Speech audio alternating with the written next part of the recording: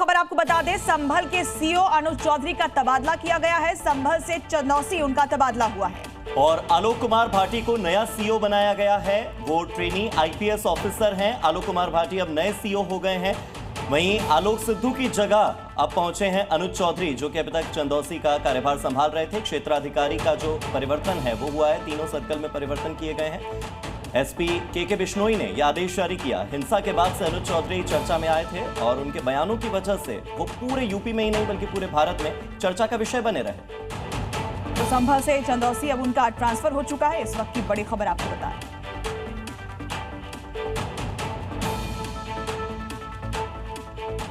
और अब रुक करते हैं कुछ अन्य खबरों का। अमेरिका की सॉल्ट लेक सिटी में भीषण बर्फबारी, 10 फीट से ज्यादा जमी बर्फ, चारों तरफ फैली बर्फ की मोटी चादर। फिलीपींस में बाढ़ ने बढ़ाई मुश्किलें, सड़कों पर भरा पानी, यातायात बुरी तरह से प्रभावित, लोगों का घरों से निकलना हुआ मुश्किल। डोमिनिकन रिपब्लिक को पाकिस्तान की संसद में विशेष सत्र बुलाया गया। पहलगाम तनाव के बीच ये बहुत बड़ी खबर सामने आई है।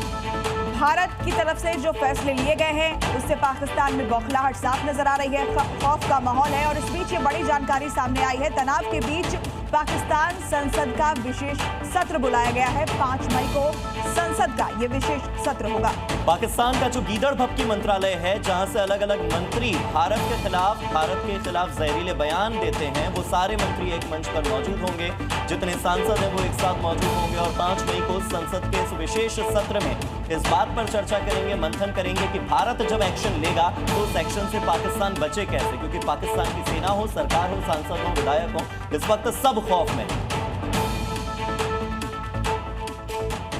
बड़ी खबर राजस्थान से सामने आ रही है, जहां लल्ला पठान को गिरफ्तार किया गया है। बांग्लादेशियों को पनाह देने का गंभीर आरोप इसके ऊपर। 200 से ज्यादा बांग्लादेशी बसाने का आरोप उस पर लगा है। चंडोला तालाब में अवैध निर्माण भी उसने किया था। पुलिस को जांच में करोड़ों की अवैध कमाई के बारे में भी पता लगा है।